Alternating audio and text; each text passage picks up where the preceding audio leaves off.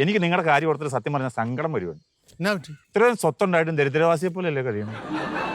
മനുഷ്യനെ എന്തുണ്ടായിട്ടും കാര്യമില്ല, ഒരു ഭാഗ്യം കൂടെ വേണം. അതൊന്നും ഇല്ല നമുക്ക്. എനിക്ക് ഈ പുഷ്പയുടെ വായി കിടക്കുന്ന തെറിയും കേട്ട് ചവിട്ടും കൊണ്ട് കിടക്കാനായി യോഗം. നല്ലൊരു കോളത്ത് വന്നിട്ടുണ്ട്. എന്നാ ആദ്യം ഇരിക്കെ പറയാം. ശരി.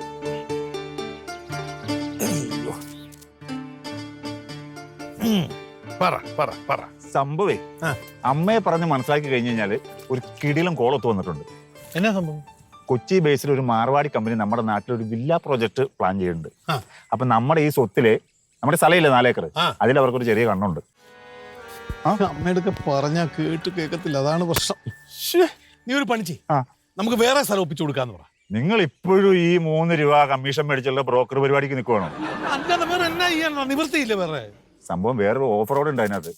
ഈ സ്ഥലം അവർക്ക് ഇഷ്ടപ്പെട്ട് വില്ല പ്രോജക്ട് വന്നു കഴിഞ്ഞാൽ അതിനകത്തൊരു വില്ല നമുക്ക് ഫ്രീ ആയിട്ട് കിട്ടും. സ്വിമ്മിംഗ് പൂൾ ഉൾപ്പെടെ. ഒന്ന് ചിന്തിച്ചു നോക്ക്. നമ്മൾ ഈ സന്ധ്യാ നേരത്ത് ഇവിടെ ഒന്ന് കൊതുകടിയും കൊണ്ടിരുന്ന് 2 അടിക്കുന്ന സമയത്ത് അവിടെ നല്ല സ്വിമ്മിംഗ് പൂളിലൊക്കെ കിടന്ന് പിന്നെ ഇറങ്ങി കുളിക്കുകയും ചെയ്യും ഇടയ്ക്ക്, അല്ലേ?